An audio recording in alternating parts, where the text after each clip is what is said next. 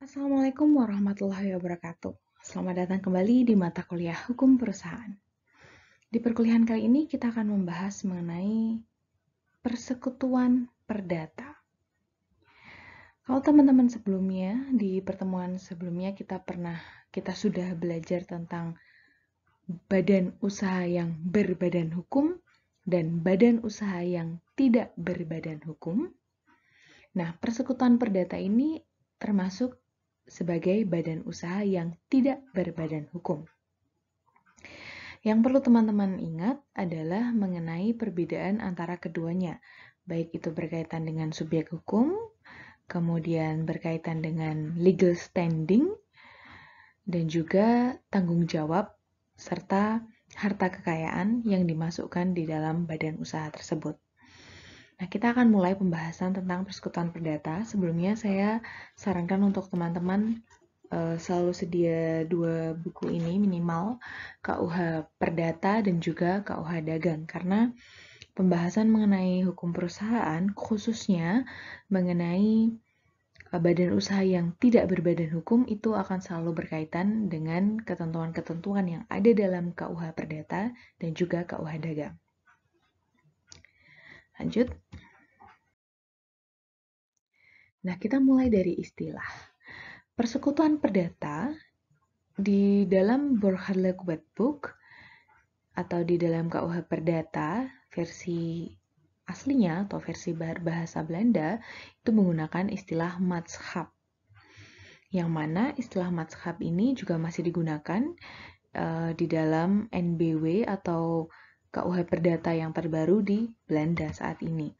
Nah, istilah ini juga dikenal di dalam common law menggunakan badan usaha ini juga dikenal di dalam sistem common law menggunakan istilah partnership. Nah, ada juga di dalam hukum Islam itu dikenal dengan syirkah atau syarikah. Mungkin kalau teman-teman pernah dengar musyarakah, perjanjian musyarakah gitu ya. Nah, itu termasuk di dalam hukum Islam mengenal juga badan usaha berbentuk persekutuan. Nah, yang menjadi pertanyaan adalah, apa itu persekutuan perdata? Kata persekutuan itu menunjukkan bahwa kata dasarnya adalah sekutu. Berarti menunjukkan bahwa di sini terdiri dari sekutu-sekutu. Berarti ada lebih dari satu sekutu. Nah, di dalam KUH Perdata, nah ini teman-teman perlu diingat-ingat lagi mengenai hubungan antara Kitab Undang-Undang Hukum Perdata dan juga Kitab Undang-Undang Hukum Dagang. Masih ingat ya, lex specialis darurat legi generalis. Nah, ini penting sekali karena ini akan berkaitan dengan pembahasan kita mengenai persekutuan perdata, firma, dan juga CV. Kita nanti akan membahas mengenai hubungan antara ketiganya, antara persekutuan perdata, matschap, firma, dan juga CV. Kalau ketentuan mengenai persekutuan perdata ini secara rinci dibahas di dalam KUH Perdata. Namun, ketentuan mengenai firma dan juga CV itu dibahas atau diatur di dalam KUH Perdata. Berarti di sini firma dan juga CV itu merupakan lex specialis. Ketentuan-ketentuan mengenai firma dan juga CV. Pada dasarnya, firma dan juga CV adalah merupakan persekutuan perdata. Kita akan membahas secara spesifik di pertemuan mendatang. Nah, kita akan mulai dari persekutuan perdata.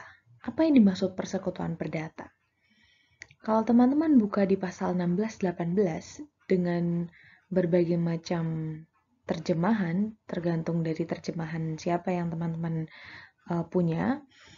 Nah, pada intinya adalah persekutuan perdata merupakan perjanjian antara 2 orang atau lebih yang mengikatkan dirinya untuk memasukkan sesuatu ke dalam persekutuan dengan maksud untuk membagi keuntungan yang didapat karenanya.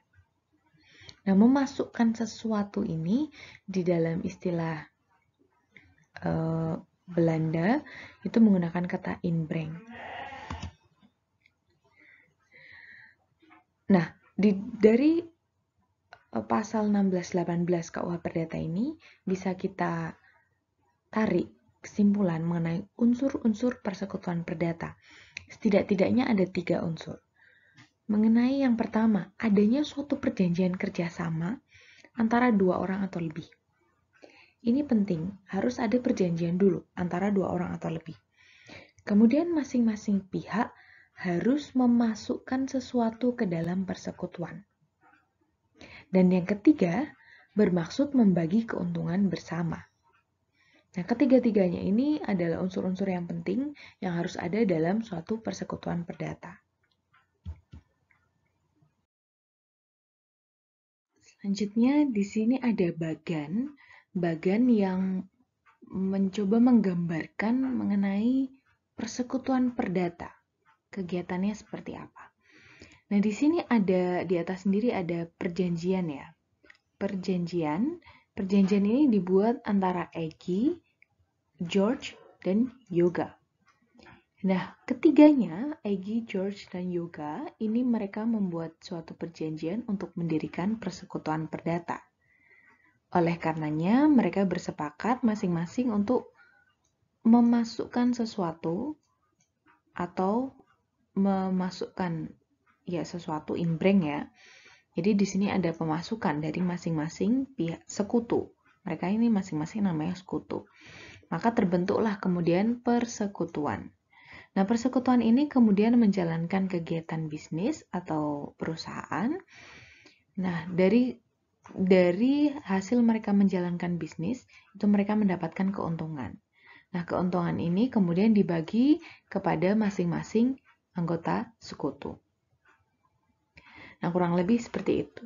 Tapi yang kemudian menjadi pertanyaan adalah pemasukannya itu bisa dalam bentuk apa aja? Nah, di dalam KUH Perdata Indonesia itu mengakui atau mengatur mengenai 3 bentuk pemasukan. Yang pertama adalah uang atau geld. Kemudian yang kedua adalah benda-benda. Nah, benda-benda ini termasuk juga benda-benda yang berwujud atau tidak berwujud. Kemudian yang ketiga adalah usaha atau tenaga kerja. Nah, teman-teman bisa lihat di pasal 16-19 ayat 2 KUH Perdata. Mungkin ada beberapa yang menggunakan istilah berbeda, seperti kata persekutuan, itu juga ada beberapa KUH Perdata hasil terjemahan yang menerjemahkannya menggunakan kata perseroan. Nah, tapi menurut berbagai literatur, terjemahan yang dirasa lebih tepat adalah persekutuan. Karena kalau perseroan nanti akan ada singgungan atau akan bersinggungan atau tumpang tindih dengan nanti kita membahas mengenai perseroan. Yang mana perseroan itu terdiri atas sero-sero maknanya. Sedangkan persekutuan terdiri atas sekutu. Nah, di situ ini adalah bagiannya ya. Kemudian kita lanjut. Oh, ada satu hal yang ingin saya sampaikan terkait dengan pemasukan. Karena di Indonesia masih menggunakan KUH Perdata yang pada dasarnya itu adalah peninggalan Belanda. Di Belanda sendiri, KUH Perdata sudah mengalami perubahan, dan perubahan yang terbaru terkait dengan pemasukan dalam kaitannya dengan persekutuan perdata itu juga sudah mengalami perubahan. Di dalam KUH Perdata yang terbaru di Belanda itu mengenal ada 4 macam pemasukan. Yang pertama adalah uang, sama. Yang kedua juga benda-benda. Nah, yang ketiga ini adalah hak kenikmatan atas suatu benda atau hak untuk menikmati atas suatu benda. Nah, di sini ada perbedaan antara hak kenikmatan dengan benda, karena kalau yang namanya hak kenikmatan itu berarti si pemilik benda itu masih milik seseorang, tapi kemudian hak kenikmatannya diberikan kepada orang lain. Misalnya di sini George itu punya motor, memiliki sebuah motor. Nah, kemudian George memberikan pemasukan hak kenikmatan atas motornya dia. Nah, berarti di sini persekutuan itu dapat menggunakan motor George. Persekutuan dalam hal ini mendapatkan kenikmatan untuk menggunakan motor George. Nah, bedanya di situ. Kemudian yang keempat itu ada tenaga kerja. Nah, di situ ada perbedaan antara KUH Perdata di Indonesia yang masih menggunakan KUH Perdata lama dengan KUH Perdata di Belanda yang sudah mengalami perubahan. Nah, kita lanjut di pertanyaan selanjutnya. Berapa jumlah sekutu? Kalau minimal, ya minimal 2, karena namanya persekutuan perdata adalah dasarnya perjanjian. Nah, perjanjian itu harus minimal 2 orang. Berarti jumlah sekutu ini minimal 2 orang. Tapi maksimalnya berapa? Nah, kalau di KUH Perdata Indonesia itu tidak mengatur mengenai batasan maksimum jumlah sekutu harus berapa.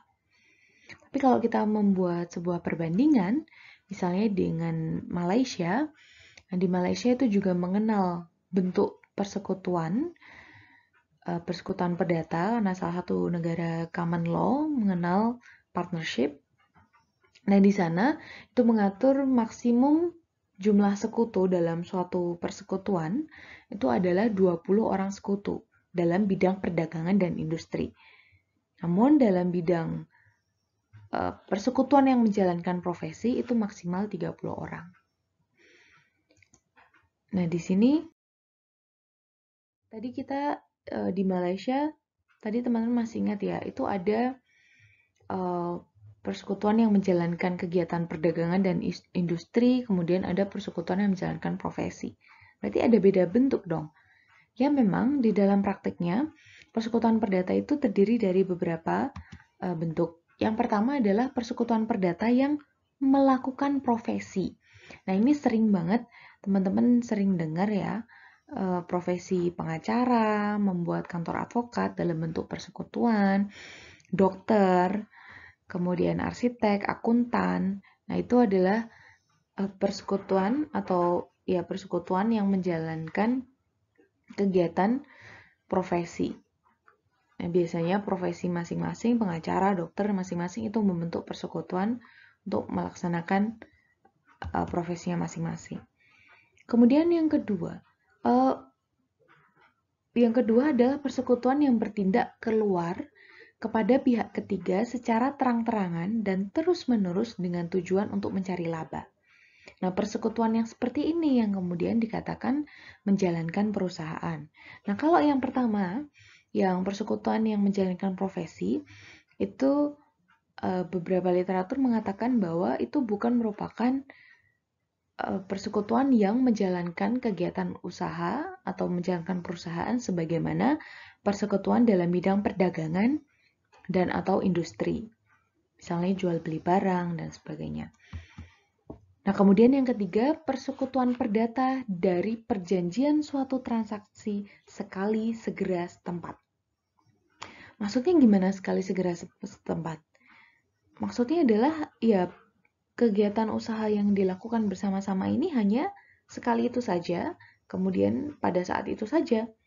Misalnya tadi Egy, George, dan Yoga itu mereka bersepakat untuk karena ini musim duren gitu ya, musim duren mereka ambil dari Purworejo, terus kemudian dibawa ke Jogja, dijual di kampus misalnya.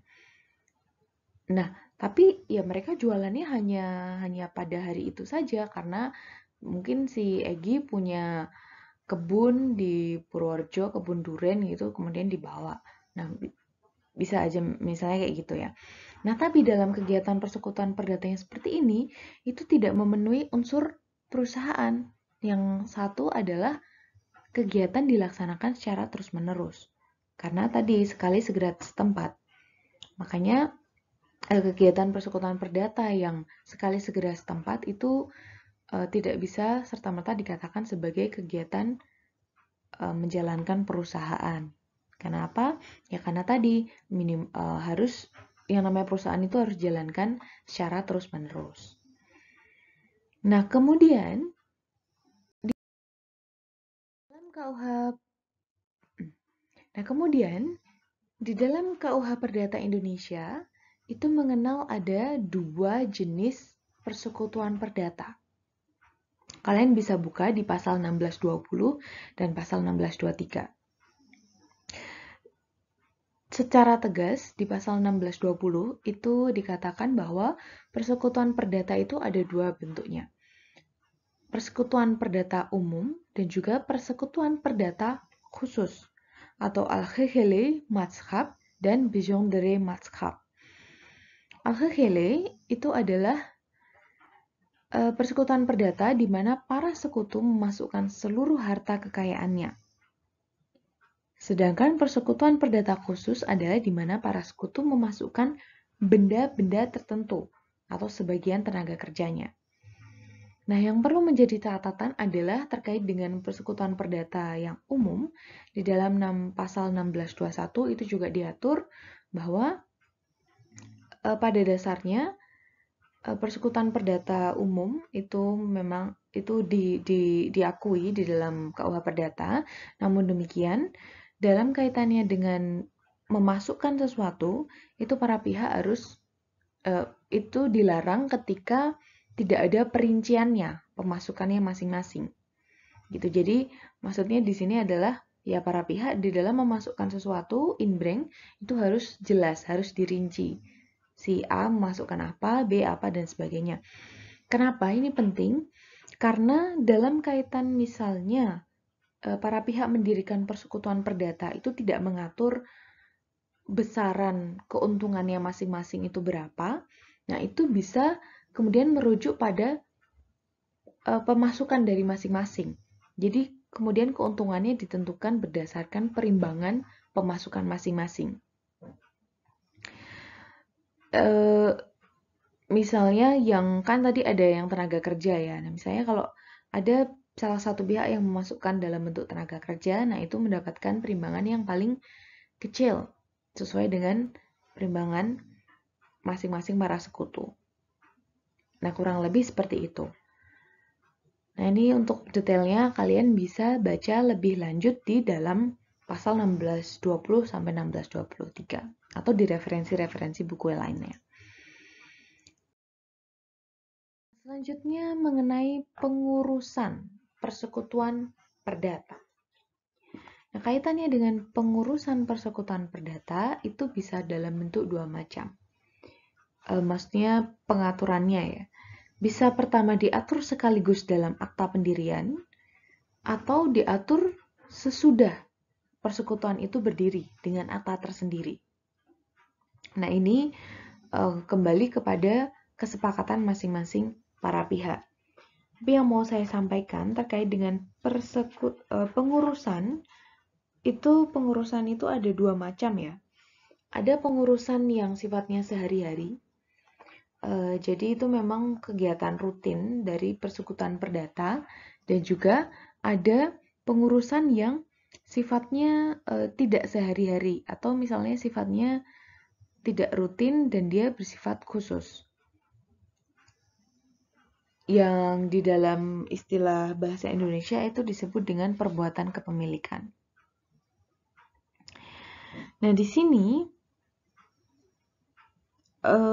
ada beberapa contoh di dalam anggaran dasar. Saya coba bacakan ya, ini karena ini contoh ya. Nah, di dalam anggaran dasar itu juga ada yang menyebutkan, misalnya, pengurus berwenang melakukan segala perbuatan dalam segala hal, baik di dalam maupun di luar pengadilan, baik perbuatan kepengurusan maupun perbuatan kepemilikan. Nah, berarti ada 2 macam, perbuatan kepengurusan maupun perbuatan kepemilikan. Nah, itu tadi sesuai dengan yang tadi saya sampaikan, ada perbuatan kepengurusan yang rutin dan ada perbuatan kepengurusan kepemilikan. Nah, ini misalnya ada juga perbuatan kepengurusan sehari-hari dan juga perbuatan kepengurusan kepemilikan itu tergantung dari persekutuan perdatanya bergerak di bidang apa. Gitu. Ya, kalau misalnya memang bergerak di bidang jual beli barang, ya berarti perbuatan kepengurusannya berkaitan dengan jual beli barang. Apakah dia menjual barang atau dia membeli untuk pasokan gitu, atau untuk barang yang akan dijual kembali dan sebagainya, atau bahan, atau misalnya persekutuan dalam hal industri, dia membuat sesuatu. Nah itu misalnya kaitannya berarti perbuatan kepengurusan yang rutin itu misalnya membeli bahan pokok, bahan baku, kemudian membuat barang sesuai pesanan dan sebagainya. Nah, ini kalian bisa lihat lebih detail di pasal 1637 dan sampai pasal 1639 KUH Perdata. Lanjut mengenai keuntungan dan kerugian. Nah, keuntungan dan kerugian ini seharusnya itu diatur di dalam akta pendirian atau di dalam perjanjian. Apabila tidak diperjanjikan, maka berlaku ketentuan pasal 1633 KUH Perdata. Apa bunyinya? Bunyinya adalah pembagian keuntungan kerugian itu seimbang dengan pemasukan masing-masing sekutu. Dan terhadap sekutu yang memasukkan tenaga kerja disamakan dengan pemasukan yang paling sedikit. Nah, ini adalah mengapa penting tadi yang saya katakan bahwa pemasukan itu harus ada rinciannya. Siapa memasukkan berapa, memasukkan apa. Karena penting untuk ketentuan di pasal 1633 ini dalam hal tidak ada perjanjian mengenai keuntungan dan kerugian masing-masing pihak. Nah, kemudian pasal 1635, perjanjian yang memberikan keuntungan saja kepada salah seorang sekutu akan tetapi diperbolehkan untuk diperjanjikan bahwa semua kerugian hanya akan ditanggung oleh salah seorang. Nah, di sini maksudnya yang pertama, yang kalimat pertama, perjanjian yang memberikan keuntungan kepada salah seorang sekutu itu batal. Berarti dalam arti seharusnya tidak diperbolehkan untuk suatu persekutuan perdata yang hanya memperjanjikan hanya untuk memberikan keuntungan satu orang.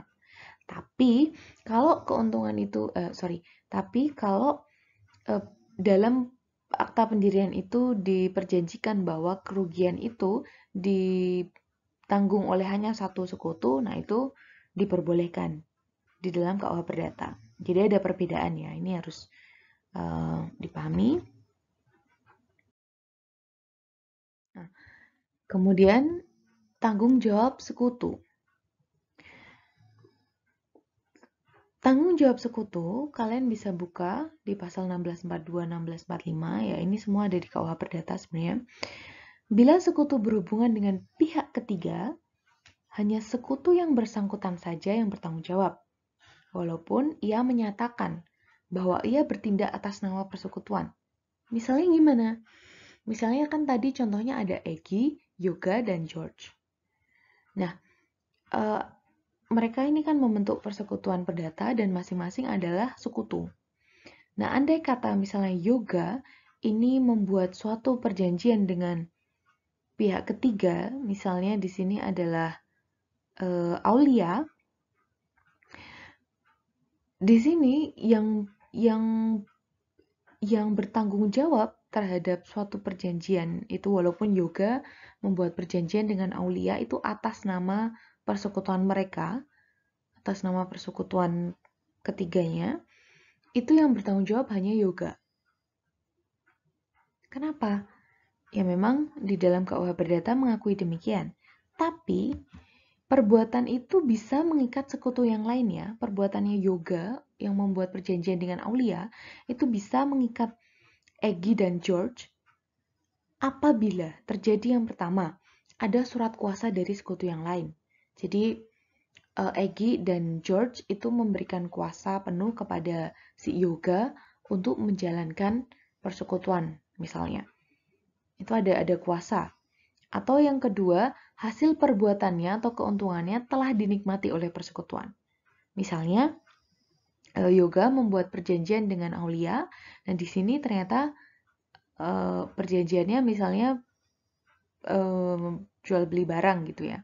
Dan di sini Yoga sudah mendapatkan keuntungan atas nama persekutuan ya. Jadi persekutuannya sudah mendapatkan keuntungan nih dari perbuatan Yoga.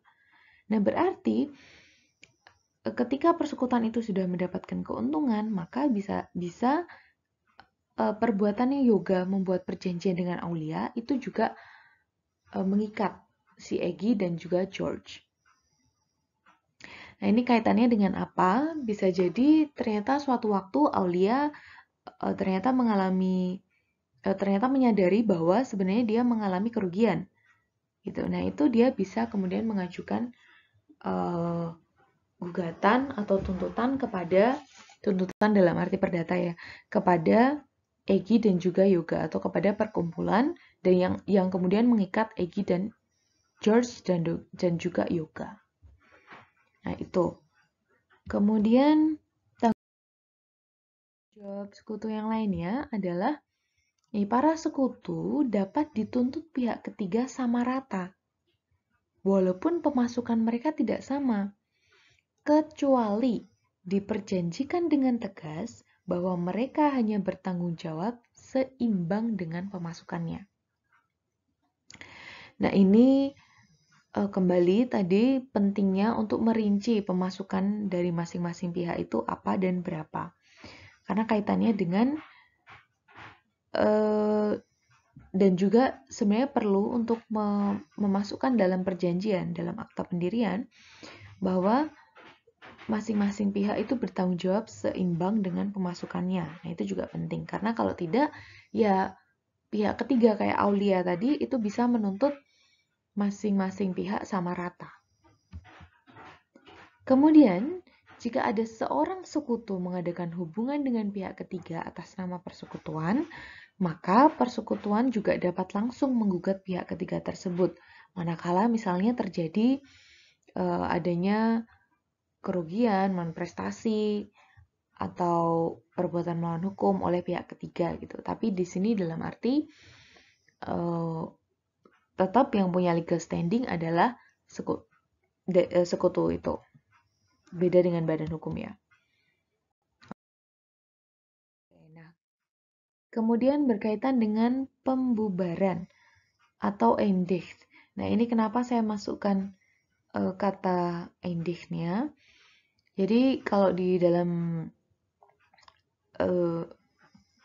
naskah aslinya atau pasal aslinya dalam bahasa Belanda itu menggunakan istilah eindigt, yang mana itu kalau diartikan itu artinya sebenarnya berakhir, tapi Bapak Purwocipto tidak sepakat bila menggunakan kata berakhir kalau di bukunya beliau ya. Kenapa? Karena kalau menggunakan kata berakhir maka seharusnya yang namanya badan usaha atau lembaga itu sudah tidak ada, sudah dianggap ya memang sudah tidak ada gitu. Tapi kalau di sini setelah eindigt ini masih ada kegiatan pemberesan terkait dengan harta misalnya. Harta kekayaan, harta persekutuan. Nah, berarti kata berakhir itu dianggap kurang tepat. Makanya di sini menggunakan kata pembubaran. Jadi dibubarkan dulu, baru kemudian ada pemberesan. Seperti itu. Nah, pembubaran ini bisa kalian lihat di pasal 1646 KUH Perdata. Pembubaran persekutuan itu bisa terjadi dalam beberapa hal. Setidak-tidaknya kalau di dalam KUH Perdata itu ada 4, tapi di sini kita jabarkan lagi ada 5. Yang pertama, karena waktu yang ditetapkan dalam perjanjian itu sudah habis. Jelas. Nanti akan kita bahas. Kemudian yang kedua, karena musnahnya barang yang menjadi objek persekutuan. Yang ketiga, selesainya perbuatan pokok persekutuan. Kemudian yang keempat, karena kehendak beberapa peserta atau salah seorang sekutu. Yang kelima, karena salah seorang dari peserta meninggal dunia atau ditempatkan di bawah pengampuan, under curatelle, atau bangkrut, pilot, atau dinyatakan sebagai orang yang tidak mampu. Tapi ada pengecualiannya di dalam pasal 1651, nanti akan kita lihat. Kita mulai dari yang pertama. Pembubaran persekutuan perdata yang dibuat untuk waktu tertentu. Nah, ini harus digarisbawahi. Kenapa? Karena nanti akan ada perbedaan dengan yang nomor 4 ya tadi kalau nggak salah. Jadi persekutuan perdata yang dibuat untuk waktu tertentu. Nah, sebelum waktu tersebut lewat, itu tidak dapat dibubarkan oleh salah seorang sekutu, kecuali dengan alasan yang sah. Berarti di sini misalnya, ini alasan yang sahnya misalnya adalah jika seorang sekutu tidak memenuhi kewajibannya atau sakit terus-menerus, sehingga tidak cakap melaksanakan pekerjaannya. Nah, hal semacam ini kemudian diserahkan kepada pertimbangan hakim untuk memutuskan. Nah, yang tadi mau saya sampaikan adalah berkaitan dengan contohnya ya, misalnya contohnya persekutuan perdata ini dibuat dalam waktu 2 tahun. Jadi misalnya 2 tahun yang lalu ya, sekarang 2020, 2 tahun yang lalu bulan Oktober tanggal 1 tahun 2018 itu mendirikan persekutuan perdata yang kemudian akan berakhir pada tanggal 2 Oktober 2020. Nah, pada tanggal 2 Oktober, sebelum tanggal 2 Oktober 2020, itu para pihak tidak boleh atau tidak bisa menuntut pembubaran, kecuali terjadi ini. Seorang sekutu tidak memenuhi kewajibannya atau sakit terus-menerus sehingga tidak cakap. Nah, itu bisa diserahkan kepada pertimbangan hakim. Berarti karena di sini menggunakan kata diserahkan kepada pertimbangan hakim, maka ya para pihak harus membawa perkara ini ke hadapan hakim.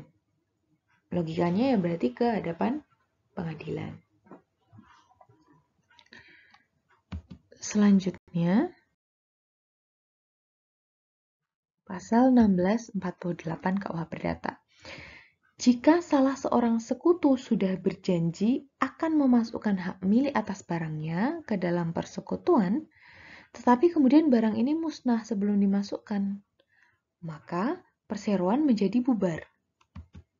Ketentuan ini juga berlaku terhadap pemasukan berupa kenikmatan atas suatu barang. Nah, ini yang tadi saya bilang ketika membahas mengenai pemasukan di KUH Perdata Indonesia memang secara tegas menyebutkan hanya ada 3, tapi di pasal 1648 itu menyebutkan bahwa ketentuan tersebut berlaku terhadap pemasukan berupa kenikmatan atas suatu barang. Berarti di sini di KUH Perdata Indonesia secara implisit itu sebenarnya sudah mengakui adanya pemasukan berupa kenikmatan, walaupun tidak disebutkan secara tegas sebagaimana dalam NBW.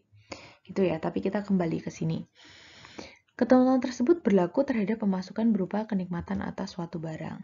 Nah, persekutuan tidak bubar karena musnahnya barang jika barang telah dimasukkan dalam persekutuan. Maksudnya gimana ya? Maksudnya, kita ambil contoh ya. Misalnya tadi Egy, George, dan Yoga. Di sini Egy tadi contohnya kan memasukkan motor ya. Misalnya dalam arti Egy ini memasukkan barang, bukan kenikmatan ya, jadi barang. Jadi dia menyerahkan motornya. Dia menganggap motor ini kemudian sudah dimiliki oleh persekutuan gitu. Nah, di sini pada sebelum Egy ini belum memasukkan barang motornya nih, tapi kan dia sudah bilang di dalam perjanjian bahwa dia akan memasukkan barang. Nah, tapi sebelum memasukkan motor ternyata motornya kecurian. Akhirnya Egy tidak jadi memasukkan motornya ke dalam persekutuan. Nah, ini bisa menjadi salah satu hal ikhwal untuk pembubaran persekutuan perdata berdasarkan pasal 1648 KUH Perdata ini. Atau walaupun misalnya tadi bukan barangnya, bukan motornya, tapi misalnya Egy hanya memberikan hak kenikmatan atas barang, jadi motornya tetap punya Egy, tapi dia hanya memberikan kenikmatan untuk menggunakan motornya kepada persekutuan, tapi sebelum diberikan motornya udah hilang misalnya gitu. Sorry, tadi yang memberikan, ya itulah contohnya, kurang lebih kalian paham ya. Nah, persekutuannya tidak bubar kalau barangnya sudah dimasukkan. Misalnya, jadi sudah ada penyerahannya, sudah ada penyerahan. Misalnya si Egi itu menyerahkan barangnya adalah motor ya. Dia sudah menyerahkan kepada persekutuan, ini saya serahkan motor ini. Nah, itu di situ bisa dikatakan persekutuan tidak bubar, dalam arti karena barangnya sudah dimasukkan ke dalam persekutuan. Jadi hilangnya itu setelah dimasukkan ke dalam persekutuan.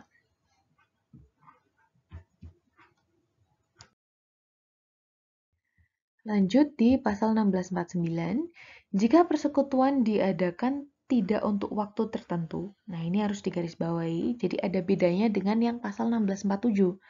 Kalau pasal 1647 itu mengatur dalam hal persekutuan diperjanjikan untuk waktu tertentu. Kalau yang 1649 itu yang tidak untuk waktu tertentu. Nah, itu persekutuan hanya dapat dibubarkan atas kehendak sekutu. Nah, kenapa ini? Karena ya kalau persekutuan itu tidak dibatasi, tidak diadakan untuk waktu tertentu, berarti kan pada dasarnya para pihak itu barangkali sepakat untuk menjadikan persekutuan ini memang everlasting gitu ya. Memang tidak ada waktu tertentu, tidak ada batasan waktu, jadi kayak ya udah kita selamanya kalau bisa gitu kan. Nah, tapi persekutuan ini kemudian dapat diajukan pembubaran oleh salah satu atas kehendak salah satu sekutu atau lebih. Nah, pembubarannya harus dilaksanakan dengan pemberitahuan, yakni pemberitahuan penghentian kepada semua sekutu. Pemberitahuannya harus dilakukan dengan itikat baik, dengan jangka waktu yang cukup. Nah, kalau ada itikat baik berarti ada itikat yang tidak baik dong. Nah, itikat yang tidak baik itu kalau di dalam pasal 1650 KUH Perdata didefinisikan apabila seorang sekutu itu membubarkan, di situ pakai perseroan, itu harusnya persekutuan ya. Membubarkan persekutuan dengan maksud untuk menikmati sendiri suatu keuntungan yang oleh semua peserta itu diharapkan untuk bisa dinikmati bersama. Jadi ya di sini jelas ya ada itikat tidak baik ketika salah seorang sekutu sudah mendapatkan keuntungan untuk dirinya sendiri, kemudian dia dengan itikat tidak baik memberikan pemberitahuan pembubaran persekutuan, padahal dia sudah menikmati keuntungannya, dan padahal keuntungan ini seharusnya diharapkan oleh keuntungan ini yang diharapkan oleh para sekutu yang lainnya. Nah, itu termasuk itikat yang tidak baik.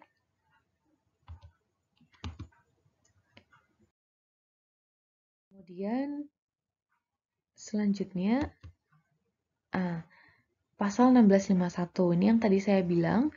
Jadi persekutuan itu bisa bubar karena misalnya sekutunya meninggal dunia, kemudian salah satu sekutunya di bawah pengampuan, atau kemudian ada juga yang pilot, bangkrut. Nah, tapi di dalam pasal 1651 itu mengatur bahwa dapat saja diperjanjikan dalam perjanjian apabila salah seorang sekutu meninggal dunia, maka persekutuan dapat terus berlangsung, yakni kemudian digantikan oleh ahli warisnya atau dilanjutkan oleh sekutu lain yang masih ada. Nah, dalam hal ini, ahli waris hanya memiliki hak sesuai dengan pembagian persekutuan, sesuai dengan keadaan ketika meninggalnya sekutu. Dia mendapatkan bagian dari keuntungan dan juga memikul kerugian dari perbuatan sekutu sebelum dia meninggal dunia. Logikanya berarti sebagaimana sekutu pemasukannya, sebagaimana perimbangannya, kemudian dia juga memikul aktiva dan pasiva. Ya kan, yang namanya ahli waris itu memang dia mewarisi aktiva dan pasiva. Nah, dalam hal ini, kalau itu keuntungan, maka itu akan menjadi aktiva. Kalau itu kerugian, ya bisa saja kerugiannya itu sampai ke harta pribadi si ahli waris. Seperti itu. Nah, setelah tadi rangkaian pembubaran, misalnya salah satu dari beberapa hal itu terjadi, kemudian terjadilah pembubaran, nah, baru terjadilah pemberesan. Nah, jadi persekutuannya sudah bubar nih. Nah, tapi perlu ada kegiatan pemberesan. Pemberesan ini bisa berkaitan dengan harta kekayaannya atau kemudian juga berkaitan dengan hutang.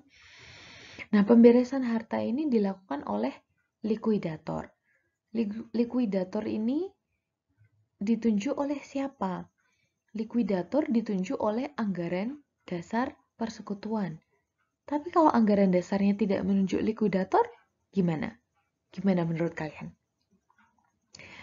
Nah, kemudian tugas-tugas likuidator itu antara lain menginventarisasi kekayaan persekutuan perdata yang bersangkutan, kemudian menagih semua piutang persekutuan perdata, kemudian melaksanakan hak reklama terhadap barang-barang yang masih ada di tangan pembeli, menuntut pengembalian barang-barang di pihak ketiga, membayar tagihan kreditor persekutuan termasuk tagihan likuidator, kemudian membagi sisa keuntungan. Kemudian likuidator juga dapat mewakili persekutuan di muka dan di luar pengadilan. Dan likuidator juga memberikan laporan lengkap kepada pengurus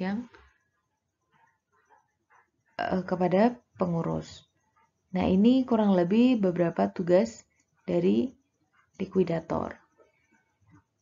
Nah, ini coba kalian diskusikan. Kalau anggaran dasarnya tidak menunjuk likuidator, kemudian likuidator bagaimana penunjukannya? Apa perlu hakim kah? Sebagaimana kalau bengkel. Nah, itu kurang lebih ini referensinya. Itu kurang lebih